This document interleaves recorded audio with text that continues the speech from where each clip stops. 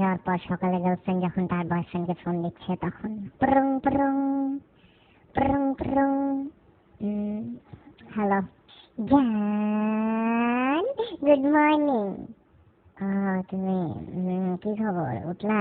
কয়টা বাজে? দাঁড়াও, 11টা বাজে জান। উঠো, আর কত ঘুমাবা?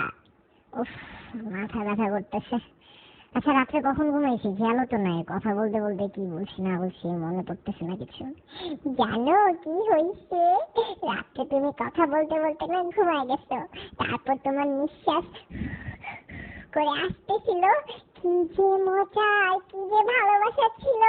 আমি ওইটা শুনতে শুনতে তারপর কানের উপর ফোন রেখে আমিও ঘুমাই গেছি। মানে ফোন কাটো নাই? না জান, একসাথে ঘুমাইছি ফোনে। সুইট না? কি বলো, ফোন কাটবা না? ঘুমাই গেছি, তুমি ফোন কাটবা না?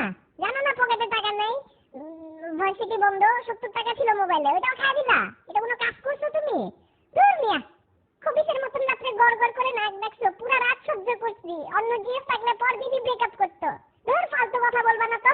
তুমি এটা কোনো কাজ করলা? আর 70 টাকা, আমার 70 টাকা খায় নাক ডাকার শোনার কোনো মানে আছে?